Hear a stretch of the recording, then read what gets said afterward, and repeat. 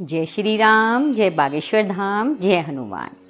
दोस्तों, सनातन धर्म में माँ दुर्गा की आराधना का पर्व नवरात्रि विशेष महत्व रखता है। इन 9 दिनों में माता रानी के 9 स्वरूपों की पूजा की जाती है और उनका आशीर्वाद पाने के लिए भक्त तरह तरह के प्रयत्न करते हैं। इस पर्व में ज्वारे बोने का विशेष महत्व होता है। इसके फलने से यानी ज्वारे के अच्छे पैदा होने से हमें बहुत सारे संकेत मिलते हैं। दोस्तों, नवरात्रों में माता की पूजा में जौ बोए जाते हैं। बिना जौ बोए माता की पूजा अधूरी मानी जाती है। नवरात्रि में जौ बोने के पीछे एक मान्यता है कि धरती की रचना के बाद जो सबसे पहली फसल उगाई गई थी वो जौ ही थी। इसलिए 9 दिनों में नवरात्रि पूजा के बाद इसे नदी या तालाब में विसर्जित करने की परंपरा है। कि जौ क्यों बोए जाते हैं, साथ ही इन जौ से हम अपने जीवन को सुख और समृद्ध कैसे बना सकते हैं, ये जानने के लिए अगर आप हमारे चैनल पर नए हैं तो आप हमारी वीडियो को लाइक और चैनल को सब्सक्राइब करिए ताकि आप भी हमारे सनातन परिवार का हिस्सा बन सकें। और हाँ दोस्तों, कमेंट बॉक्स में जय माता दी लिखना मत भूलिएगा। तो सबसे पहले बात करते हैं कि जौ क्यों बोए जाते हैं। धार्मिक मान्यताओं के अनुसार जब ब्रह्मा जी ने सृष्टि की रचना की थी तब वनस्पतियों में सबसे पहले जो फसल हुई थी वो जौ थी।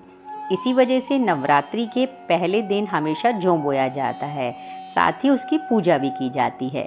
जौ को सृष्टि की पहली फसल माना जाता है। जब भी किसी देवी देवताओं की पूजा की जाती है तो उसमें जौ को अर्पित किया जाता है। ऐसा कहा जाता है कि ये अन्न ब्रह्मा के समान है और अन्न का हमेशा सम्मान करना चाहिए। दोस्तों, नवरात्रों में जो जौ बोए जाते हैं वो हमें कुछ शुभ और अशुभ संकेत भी देखते हैं। अक्सर ऐसा देखा जाता है कि कलश स्थापना के दौरान अगर जौ 2-3 दिन में अंकुरित हो जाते हैं तो ये हमारे लिए सुख और समृद्धि लेकर आते हैं। लेकिन अगर ये 2-3 दिन में ना उगे तो ये संकेत होता है कि हमें बहुत कड़ी मेहनत करनी पड़ेगी, तभी हमें उसका फल मिलेगा।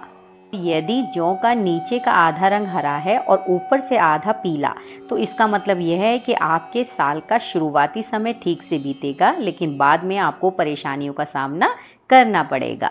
अगर जौ सफ़ेद या हरे रंग में उग रहे हैं तो ये अत्यंत शुभ संकेत होता है। अगर ऐसा है तो मान लीजिए कि आपकी पूजा सफल हो गई है और आने वाले समय में खुशियों के दरवाजे खुल जाएंगे। जौ अगर सूखी और पीली होकर झड़ने लगे तो ये अशुभ संकेत है। ऐसे में आप माँ दुर्गा से अपने कष्टों और परेशानियों को दूर करने के लिए प्रार्थना करें।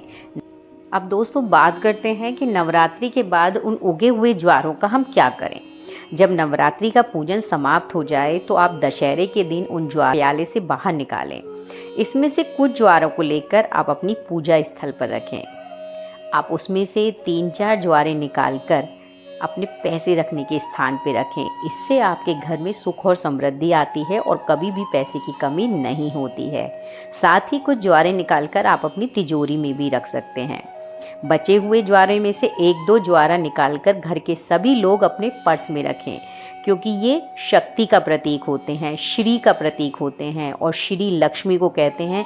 जहाँ लक्ष्मी होती है वहाँ पर कभी भी पैसों की कमी नहीं होती है।